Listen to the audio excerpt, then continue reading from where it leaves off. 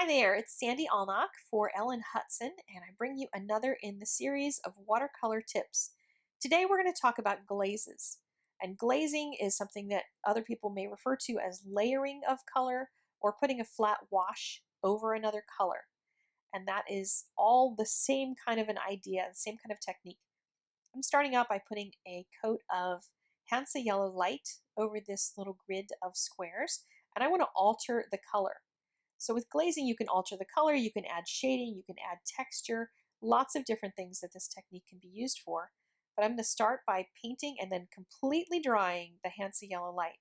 You don't want it to be wet at all because wet will cause different effects in the next layer of paint that comes on here. But I'm going to do a very flat wash of this new gamboge right over top of the Hansa Yellow Light to alter the color. I'm going to alter it also with the quinacridone rose with a very soft wash of it. You could go even softer and make it a lighter peach. This will be a really pretty peach when it dries. And you can test that out on scratch paper to find out what different colors layering looks like and what the glazing will do to the color underneath. With each one of these, I'm letting it dry completely in between the colors next to them because I don't want them to bleed as well. So lots of drying time going on, and I'm making sure my brush is completely filled with the color that's going on the top. If there's water in my brush and not just the paint color, then if I press down on the brush, it's going to dump water out into the paint and make it bloom, or it will make it lighten, and that is an effect you want to have under control. And if you want to have your color be a nice solid flat wash, a solid glaze, then you want to make sure the whole brush is filled with the actual paint and not with water. I'm using New Gamboge over both of these yellow balloons. One of them was Hansa Yellow Light, and this is New Gamboge over New Gamboge. So you can add a second layer of depth and color and richness by putting a glaze of a color over top of the color that you've already finished. And again, once they're completely dry. My red balloon didn't come out nearly as contrasting as I had wanted.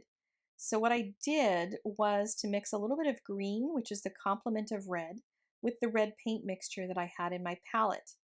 And when I did that, I painted it wet in wet into the glaze I already had there. I could have actually mixed that color up in the first place and continued painting to create that without having to do the wet in wet technique. And it would have come out much smoother rather than looking like a lumpy balloon like it does right now. The green and the teal balloons are next, and I'm doing the same thing with them, just adding another layer of the same color that had been down below them.